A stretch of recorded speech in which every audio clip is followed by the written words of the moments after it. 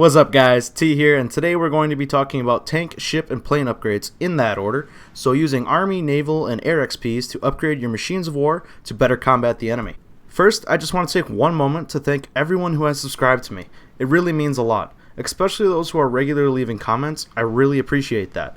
For everyone new to my channel, there are loads of HOI4 tips on there and more to come, so be sure to check those out and subscribe. Alright, on to the content. The first thing we're going to be talking about is tank upgrades. Before we get into the actual tank upgrades, I have two major tips.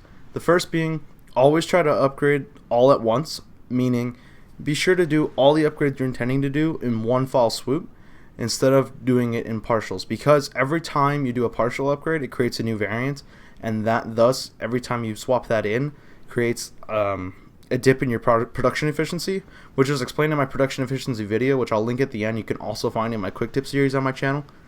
So be sure to do that. And the second tip is always use a maintenance company with your armor divisions. And the reason I'm saying this is because all of these variants are based on that assumption.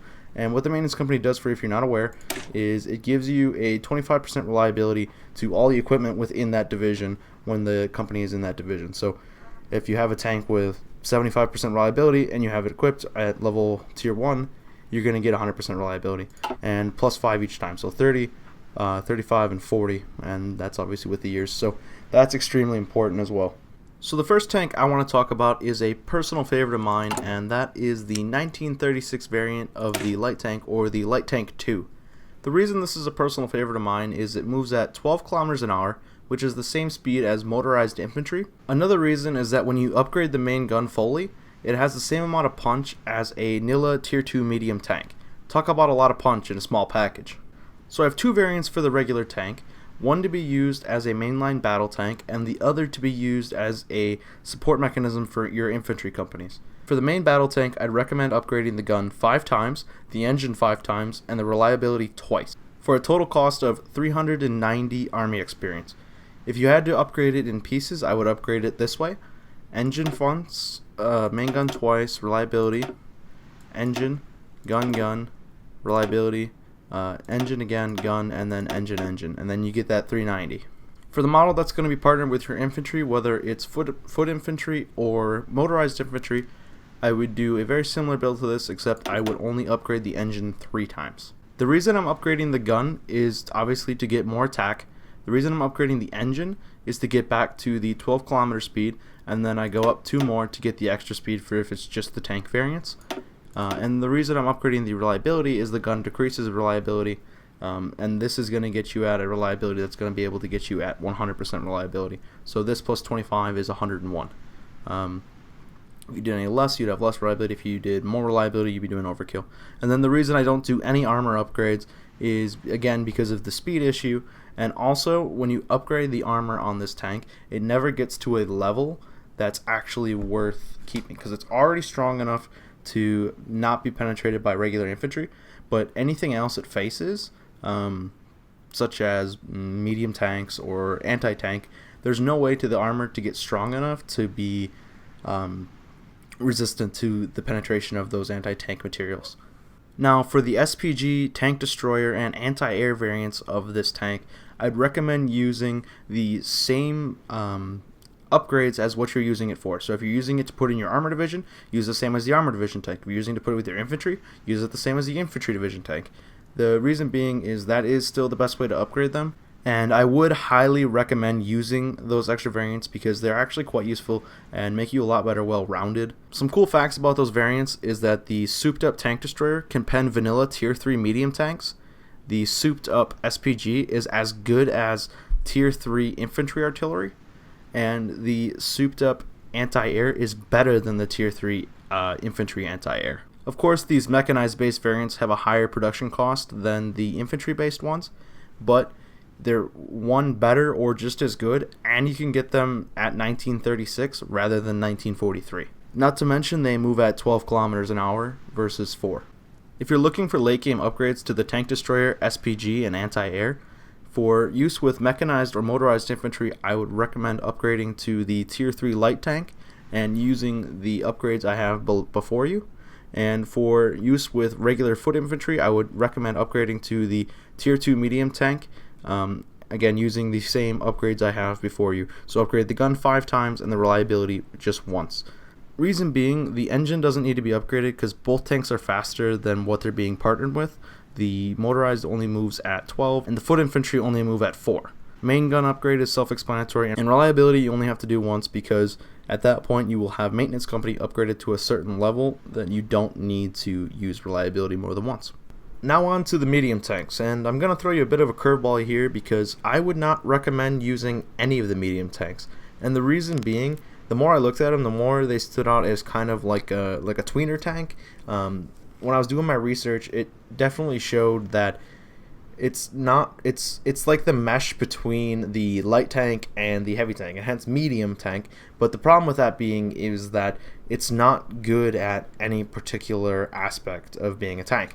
It's kind of okay at both, but it's not good at either. So when I was looking at the stats, 2 things really stood out. I guess 3. That would be speed, armor, and attack power. So the armor I'm going to cite first because it really kind of annoyed me. The armor, if you fully soup it out, you're completely resistant to tier 1 anti-tank, which is good.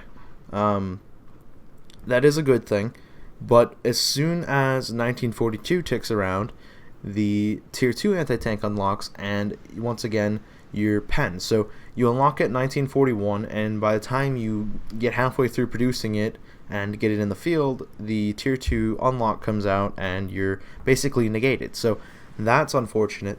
The thing would be better if it was a faster tank like the light tanks, but it's not. It's too slow to be partnered with your motorized infantry, and it's too fast to be partners, too fast and too weak to be partners with your foot infantry. And then the real killer blow comes in is that the main gun, if you fully upgrade it, it's only a touch better than the tier 3 light tank, which unlocks in the same year. And it's more to produce. We just talked about it's slower. You can't partner with anything.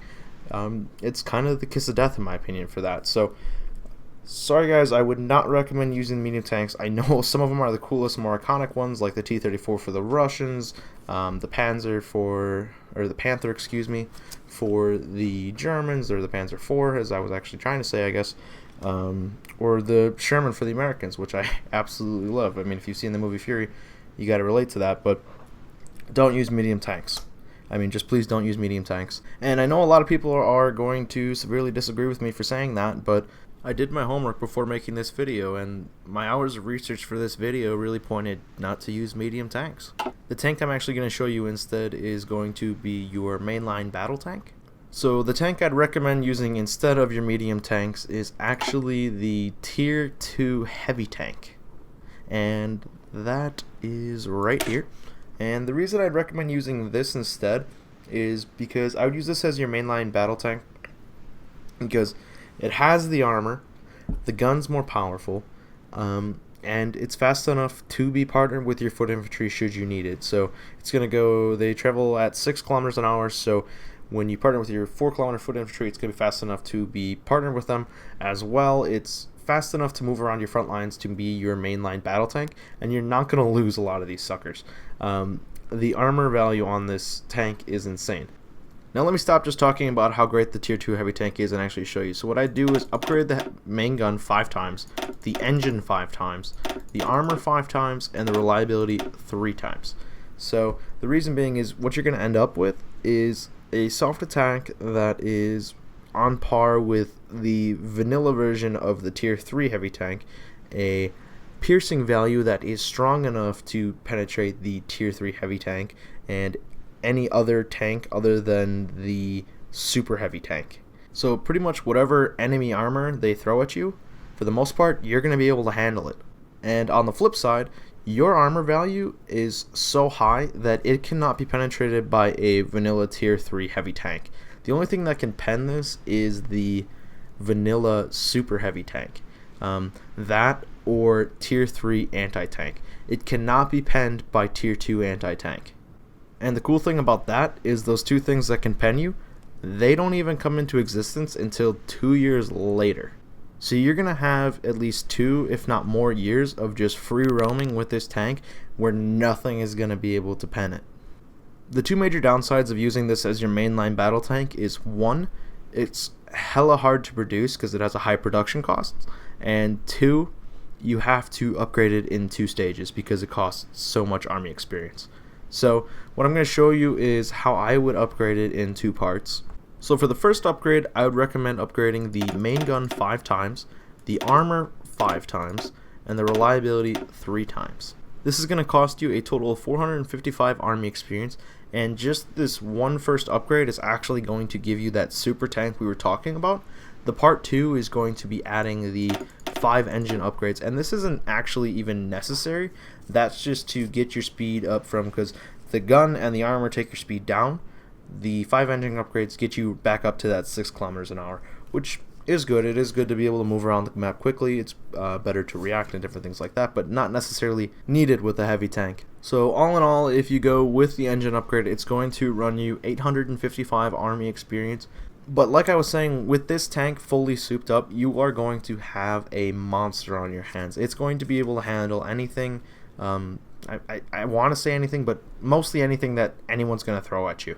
Now, I'm not going to cover the modern tank because personally I feel it's cheeky and I like using the traditional light, medium, or heavy tanks.